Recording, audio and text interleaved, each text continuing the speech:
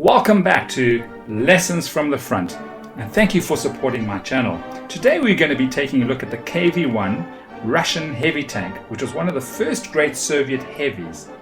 KV stands for Klement Voroshilov, after the Russian commissar in charge of defense.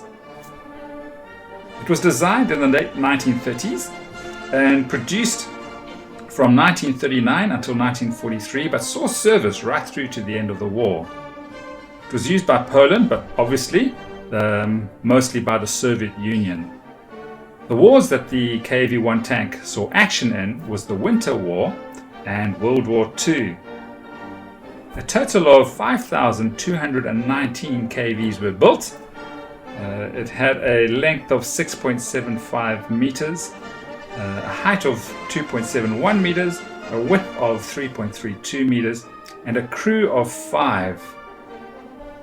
It had the V2K engine based on the model V2 V12 diesel engine, and could produce 600 horsepower, 450 kilowatts.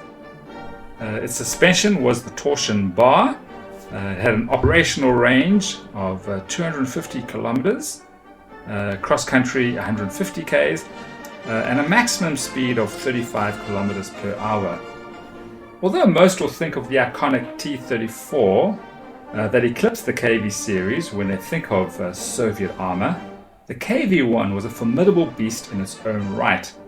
It certainly came as a big surprise to the Germans when they invaded Russia in June of 1941. The Germans did not have a tank that could stand up to the KV-1 until the arrival of the two big cats. Just as importantly, none of the German anti-tank guns could stop it either. To give you an idea of the surprise the Germans would have had, in August 1941, only 2 months into the invasion of the USSR, the German 8th Panzer were ambushed by 5 KV-1s near Leningrad. 43 German tanks had been knocked out by these 5 Soviet heavies, and the advance stopped dead in its tracks. Incredibly, 1 KV had received 135 hits. No German shells were able to penetrate, let alone disable, any of the KVs. There is no substitute for thick armor, and the KV had plenty of it, with between 75 and 90 millimeters on the hull front and turret.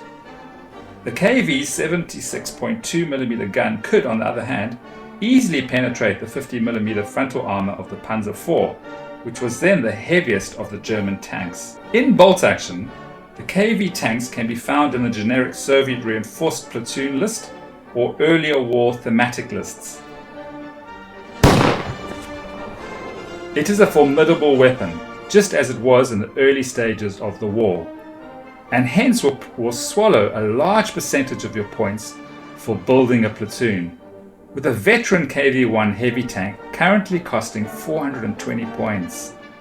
However, this beast has all-round armor of 10 plus, which means all hits to your KV-1 count as to the front armor.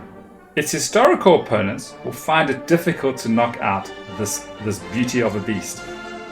The Panzer III Ulst H or J, with its medium anti-tank gun for example, would need to take a stationary shot from within 30 inches and hit the KV-1 in the open, rolling a 5 to even or 6 to penetrate. The KV-1 is well equipped with machine guns, with coaxial and forward-facing hull-mounted medium machine guns, 5 dice each, and the cool addition of a rear-facing turret-mounted medium machine gun with a further 5 dice. The rear-facing medium machine gun can only fire, however, in the opposite arc once the forward-firing weapons have fired. Apart from the points cost to get the KV onto the table, the KV-1, due to its historical mass of 45 tons, is a slow tank, advancing only at 6 inches off-road, and mounts a medium anti-tank gun with a +5 modifier against enemy armor. It does have HE capability, but with only a 1-inch template. What I appreciate about the Warlord Games' box for the KV tank is that it comes with both turrets. So you get 2 tanks for the price of 1, and you can build either the KV-1 or the KV-2. As you can see here in this video, I've included shots of the KV2 turret to give you an idea of what the two vehicles look like and how they paint up. But I'll be dealing with the KV2 tank in a subsequent video. In the meantime, is the KV1 worth having on the table? I mean, how often have you seen one of the heavy tanks used in your opponent's army lists? Do you guys use any of the heavies? I'd love to hear from you.